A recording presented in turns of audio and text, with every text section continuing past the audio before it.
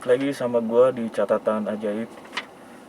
Pada kesempatan kali ini gue coba bahas masih seputar hukum tarik menarik.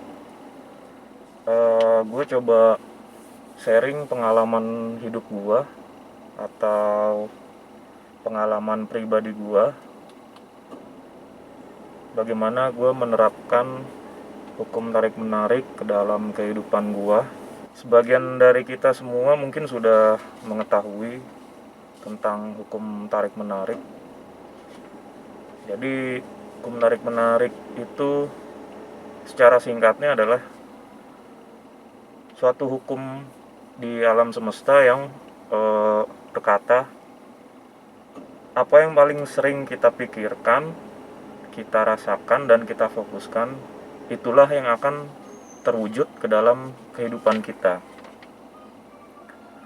Nah, banyak juga yang sudah mengajarkan atau sudah sharing tentang hukum tarik menarik dengan beberapa metode.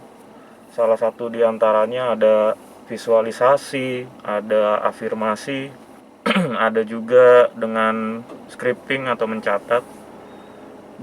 Banyak yang sudah menjelaskan juga tentang hukum tarik menarik. Tapi di sini gue coba sharing, gue coba bahas berdasarkan pengalaman pribadi gue, berdasarkan pengalaman hidup gue saat gue mempraktekkan si hukum tarik menarik. Jadi gue di sini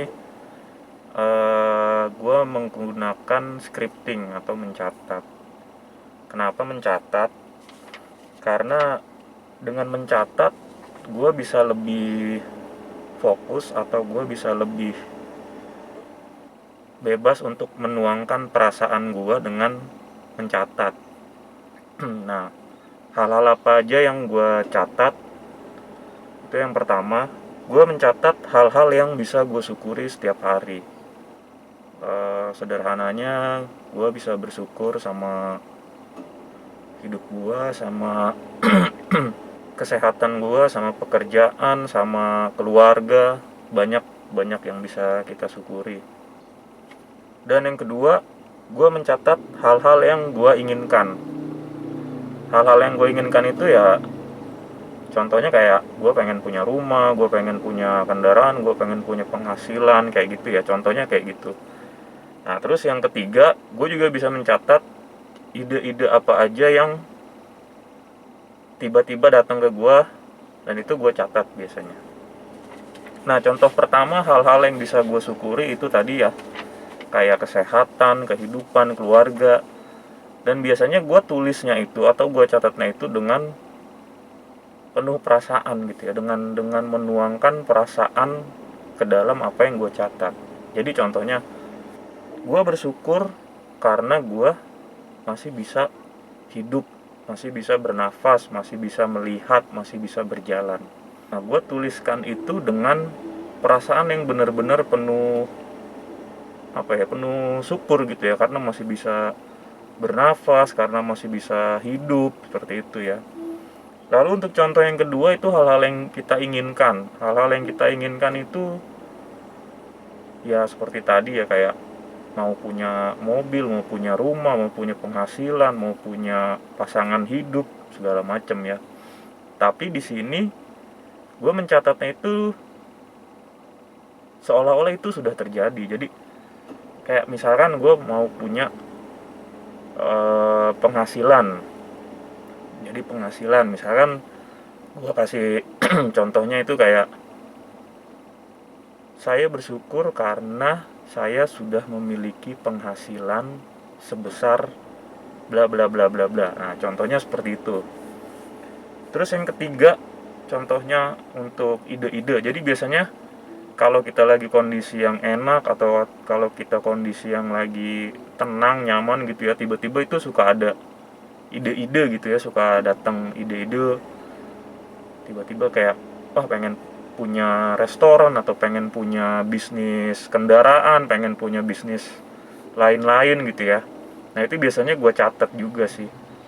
Dan balik lagi, bahasanya itu gue tambahin seolah-olah itu sudah terjadi atau ide-ide itu sudah terwujud ke dalam hidup gue. Kayak misalkan contohnya, terima kasih Tuhan, saya bersyukur karena saya memiliki bisnis di bidang kuliner misalkan. Seperti itu.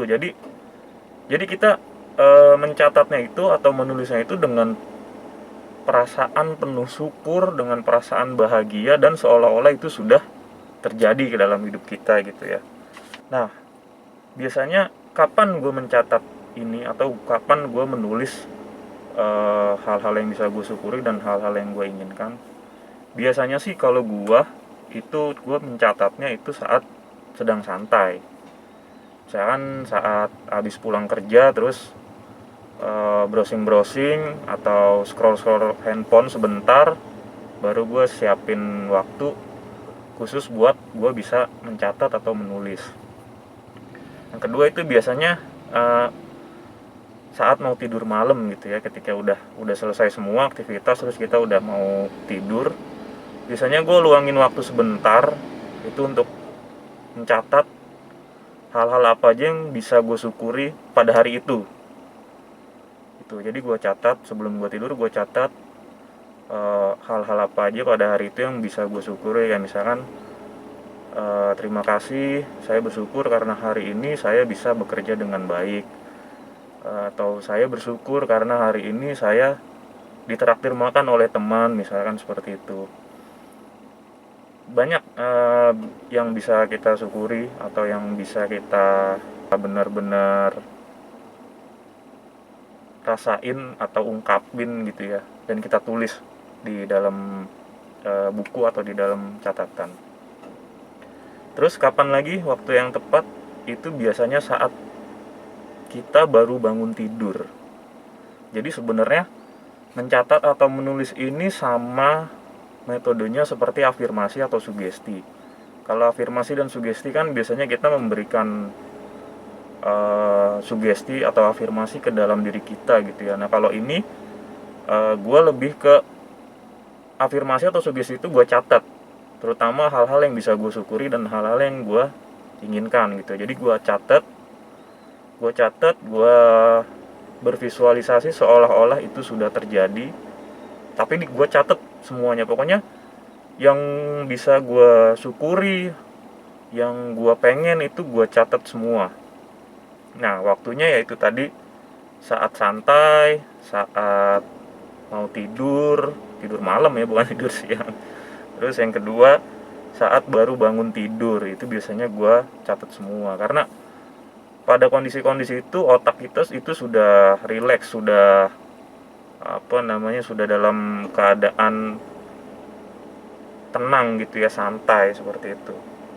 Nah biasanya gue buat atau gue catat itu 5 hal yang bisa gue syukuri setiap harinya, sama 5 hal yang gue ingin secara prioritas. Ya misalkan masalah keuangan, masalah keluarga, masalah pasangan, segala macem.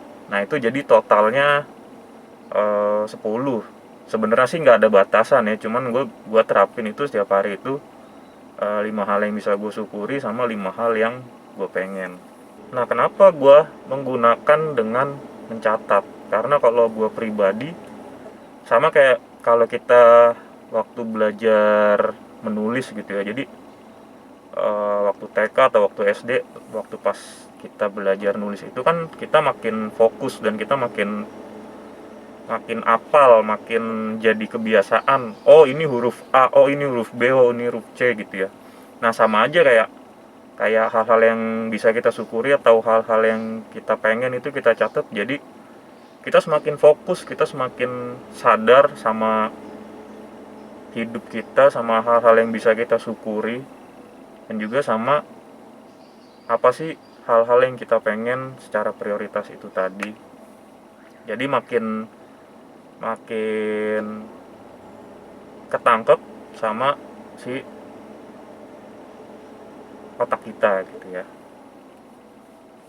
Salah satu hal lagi yang bermanfaat menurut gue dengan mencatat ini, itu saat kondisi gue drop atau saat kondisi gue lagi bener-bener yang gak stabil, gue bisa buka lagi nih bukunya, atau gue bisa inget lagi. Jadi saat gue drop, begitu gue buka catatan-catatan gue, itu gue bisa, oh ternyata banyak hal yang udah bisa gue syukuri di dalam hidup gue. Ternyata hidup ini banyak banyak keajaiban yang udah gue dapet di dalam hidup gue ini.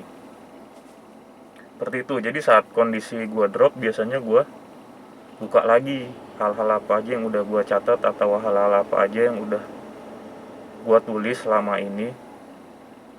Seperti itu. Nah, selain itu juga dengan mencatat, kita jadi lebih sering mendapatkan perasaan yang lebih positif, atau perasaan yang lebih baik di dalam hidup kita gitu ya. Di sini gue bawa contoh satu buku catatan gue. Ini gue buat di tahun 2015. Ini tiap harinya, kalau ini gue lebih mencatatnya, atau gue lebih menulisnya semacam diary sih. Tapi yang benar-benar bisa gue syukuri dan benar-benar hal positif gue tulis semua di sini. Nah, apa aja yang udah gue tulis di sini, itu sebagian besar sih sudah ada yang terwujud gitu ya. Alhamdulillah, puji Tuhannya sudah banyak yang terwujud. Kayak gue punya rumah, gue punya mobil. Dan waktu itu tahun 2015 ini kondisinya gue bener-bener yang drop. Gue bener-bener yang nggak memiliki pekerjaan atau nggak memiliki penghasilan gitu ya. Jadi setelah gue tulis ini, lama-lama apa ya, gue lebih tenang, gue lebih enjoy dalam menjalani hidup. Walaupun keluarga gue banyak yang nggak support ya, maksudnya nggak support karena gue di rumah gitu ya, nggak punya penghasilan, nggak punya pekerjaan, kayak jadi beban keluarga gitu ya. Tapi dengan mencatat atau dengan menerapkan hukum tarik menarik, gue lebih sadar sama hidup, gue lebih bersyukur banget sama hidup. Oh ya, satu hal lagi, ketika kita mencatat, ketika kita bersyukur atau menerapkan hukum tarik menarik, ada baiknya kita memikirkan hasil akhirnya. Itu tadi, seolah-olah sudah terjadi atau seolah-olah sudah terwujud. Dan jangan memikirkan gimana prosesnya atau gimana caranya. Sama kayak pada saat di 2015 itu tadi, gue kan nggak punya pekerjaan, gue nggak punya penghasilan, tapi gue pengen punya rumah atau gue pengen punya mobil gitu ya. Itu kan kalau kita pikirin secara real atau kalau kita pikirin secara fakta, itu adalah sesuatu hal yang mustahil. Tapi nggak, buat buat Tuhan atau buat hukum tarik menarik, itu nggak ada yang mustahil. Dan gue punya kendaraan itu atau gue punya rumah itu, ya memang kalau dilihat secara waktu gitu ya, pas secara proses itu panjang, tapi menurut gue itu termasuk hal yang cepat gitu ya. Nah, balik lagi ke hukum tarik menarik itu tadi, kita tulis hal yang kita inginkan dan kita syukuri seolah-olah itu sudah terwujud. Jadi selain ditulis juga, ya karena kita fokus, karena kita catat seolah-olah itu sudah terjadi, jadi bervisualnya juga ya seolah-olah sudah punya kendaraan atau seolah-olah sudah punya rumah gitu ya. Nah, banyakan dari kita atau kebanyakan dari semua orang termasuk diri gua itu lebih fokus kepada hal yang nggak kita inginkan. Jadi kayak itu tadi, kayak mustahil, nggak mungkin, apa iya bisa orang nggak punya pekerjaan tapi pengen punya rumah. Nah, hal-hal seperti itu yang makin lama kita pancarkan ke semesta atau ke hukum tarik menarik, malah hal itu yang terwujud ke dalam hidup kita atau ke dalam diri kita gitu ya. Nah, jadi sebenarnya si hukum tarik menarik itu kan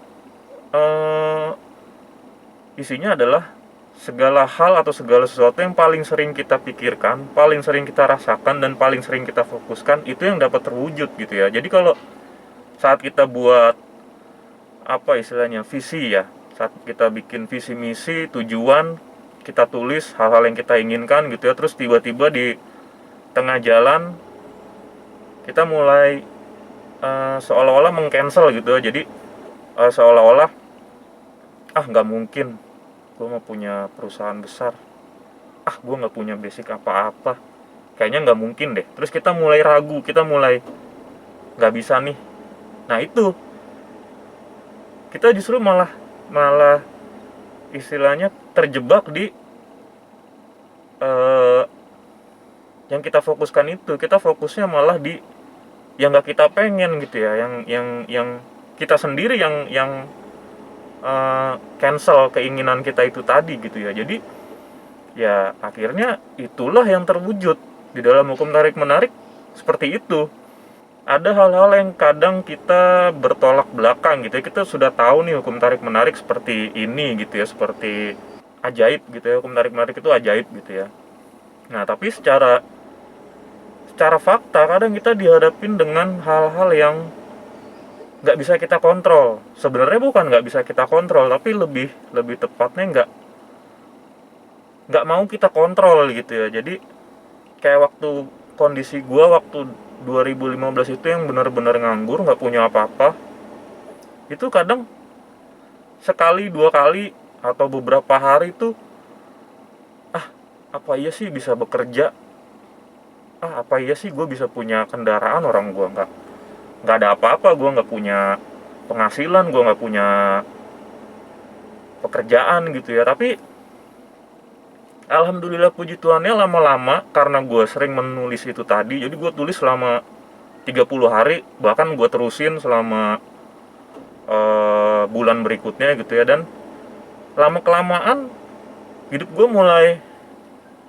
berubah gitu ya. Berubahnya ada yang nawarin pekerjaan, yuk ikut gue aja yuk, nanti kalau dapat bagian lu dapat bagian sekian deh.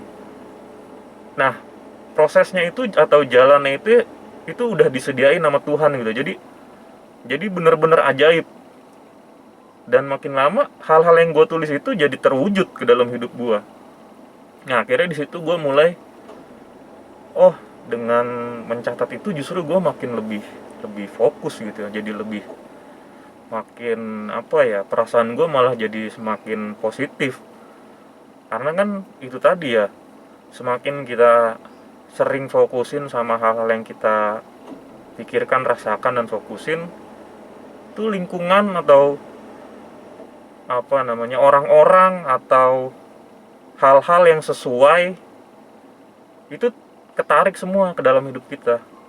Nah kan hukum tarik menarik itu kan kemiripan menarik kemiripan gitu ya. Jadi gue mau punya pekerjaan misalkan di bidang keuangan ya, akhirnya lingkungan atau orang-orang yang mengerti tentang bidang keuangan datang gitu ya, tiba-tiba ngajak gue, atau temen SMP gue, entah itu temen SMA gue gitu ya, itu datang. Dan akhirnya ya terjadilah seperti itu gitu ya. Jadi hidup kita ini sudah benar-benar sempurna, sudah benar-benar ajaib. Tapi kadang kita yang nggak mau ngejadiin hidup kita itu ajaib.